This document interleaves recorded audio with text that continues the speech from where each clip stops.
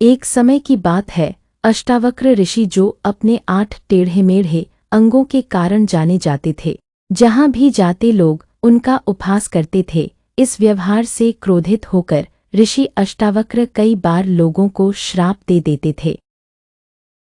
एक बार ऋषि अष्टावक्र बरसाना पहुँचे। वहाँ उनकी भेंट श्री राधा रानी और श्री कृष्ण से हुई, जो एक साथ विराजमान थे। अष्टावक्र जी को देखकर श्री राधा रानी हल्की सी मुस्कुराने लगीं। जैसे ही अष्टावक्र जी ने उन्हें मुस्कुराते देखा तो उन्हें लगा कि राधा रानी भी उनके शारीरिक विकृति का उपहास कर रही है। वे क्रोधित हो उठे और राधा रानी को श्राप देने के लिए तैयार हो गए।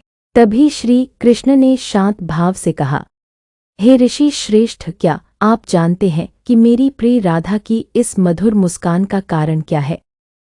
अष्टावक्र ऋषि ने क्रोधित स्वर में कहा, हाँ, मैं जानता हूँ, यह नारी मेरे रूप का उपहास कर रही है।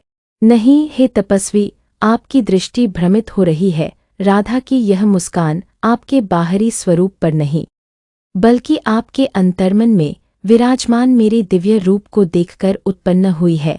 वह आपके भीतर के उस ज्ञान और तपस्या को देखकर आनंदित हो रही है, जिसके कारण आप इतने महान ऋषि कहलाते हैं। राधा रानी ने भी अपनी विनम्र वाणी में कहा, हे ऋषि केशव, सत्य कह रहे हैं, आपकी बाहरी काया पर मेरी दृष्टि नहीं गई। मैंने तो आपके भीतर उस परम ज्योति को देखा, जो स्वयं भगवान का स्वरूप है। उस दिव्य छवि को देखकर मेरा हृदय आनंद से भर गया और वही आनंद मेरी मुस्कान के रूप में प्रकट हुआ।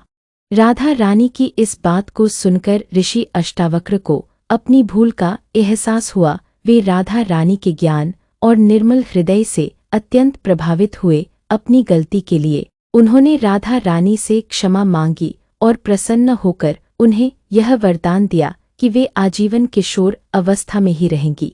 इसी वरदान के कारण राधा रानी का नाम किशोरी जी पड़ गया। तभी से श्री राधा रानी को किशोरी जी के नाम से पुकारा जाने लगा और आज भी ब्रज की हर बालिका को किशोरी जी का ही रूप माना जाता है।